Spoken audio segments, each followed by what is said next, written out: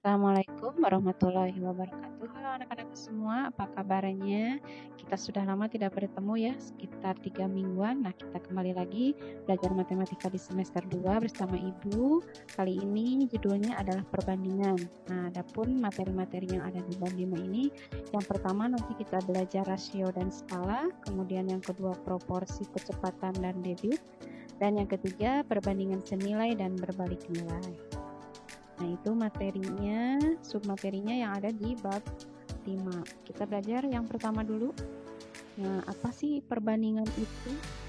Kemudian bagaimana cara menuliskannya, perbandingannya, dan istilah lain dari perbandingan itu apa ya? Nah, akan kita bahas di slide selanjutnya.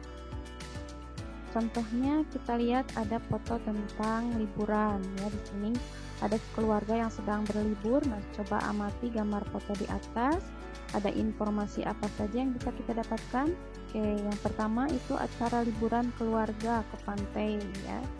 Kemudian di sini ada lagi informasi yang lainnya, yaitu terdiri dari laki-laki dan perempuan. Kemudian kita bisa hitung jumlahnya ya, ada berapa jumlahnya? Jumlahnya itu ada 16 orang. Kemudian kita bisa bagi lagi, yang perempuan atau yang laki-laki ada berapa orang? Yang laki-laki itu ada 9 orang ya. Sedangkan yang perempuan itu berarti ada 7 orang. Nah, dari sini kita bisa cari perbandingannya. Kalau kita buat kesimpulannya, yang pertama yaitu 7 dari 16 orang itu terdiri dari perempuan. Atau kita bisa bandingkan perbandingan banyak laki-laki dan perempuan di foto adalah 9 berbanding 7. Kemudian yang ketiga bisa juga dengan menggunakan kata dari ya, yaitu banyak laki-laki dalam foto itu 2 lebih banyak daripada perempuan. Nah, itu kesimpulan dari contoh foto di bawah ini. Nah, bagaimana pengertiannya dan cara menuliskannya?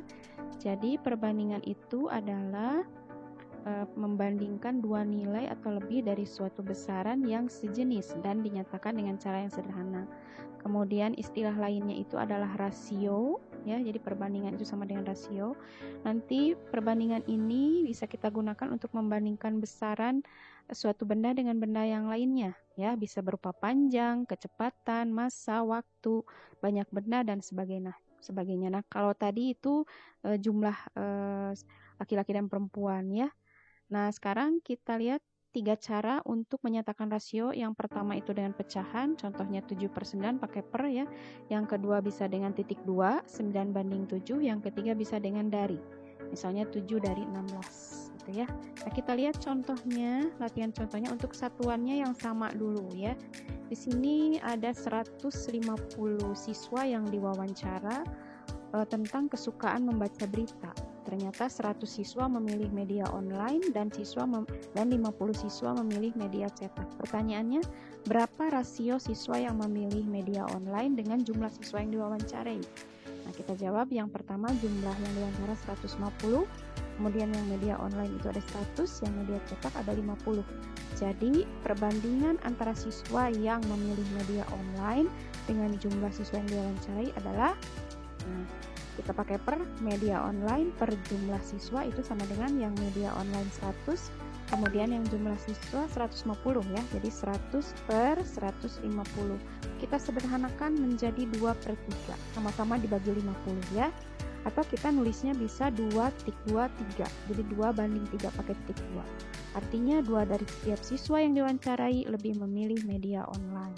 Nah, sekarang yang kedua itu contohnya untuk yang berbeda satuannya. Ita dan Doni adalah teman sekelas. Rumah Ita berjarak sekitar 500 meter dari sekolah, sedangkan rumah Doni 1,5 km dari sekolah. Berapa perbandingan jarak rumah Ita dan Doni? Nah, kita lihat rumah Ita itu 500 meter jaraknya, kemudian rumah Doni 1,5 km. Nah, di sini satuannya berbeda. Yang 1 meter, yang 1 km. Harus kita samakan dulu, baru bisa dibandingkan ya.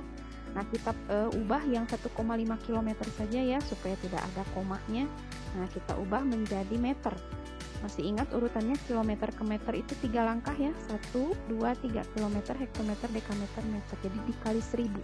1,5 km berarti 1500 meter. Nah, jadi ini udah sama satuannya, berarti perbandingan jarak rumah Ita dan Doni adalah rumah Ita 500, rumah Doni 1500. Jadi 500 banding 1500. Nulisnya boleh pakai per, boleh pakai titik 2. Ibu kasih contoh yang pakai titik 2 sekarang ya. 500 berbanding 1500. Kita sederhanakan menjadi 1 banding 3. Sama-sama dibagi 500 dua-duanya. 500 bagi 501, 1500 bagi 503 ya, atau nulisnya bisa 1/3. Oke, sekarang sudah selesai itu. Nah, sekarang kita coba latihannya yuk. Nah, kita amati kegiatan kita sehari-hari.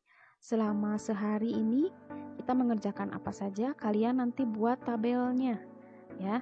Aktivitas harian nanti dibuat tabelnya, ada 2 kolom, ada aktivitas dan ada waktunya. Nah, Ibu kasih contoh di sini, misalkan aktivitasnya tidur, waktunya misalkan 8 jam ya dalam sehari. Kemudian makan nanti berapa jam, silahkan kalian isi menurut kalian, menurut aktivitas kalian sehari-harinya seperti apa. Nanti waktunya juga ditulis ya. Nah, setelah ditulis dalam tabel, kemudian kalian buat perbandingannya dari kedua aktivitas ya. Minimal 3. Misalkan kalian mau membandingkan aktivitas tidur dan makan, berarti perbandingannya berapa banding berapa. Dan seterusnya ada 3 ya. Nah, silahkan Ibu kasih waktu seminggu, nanti poinnya 100 kalau yang betul semua.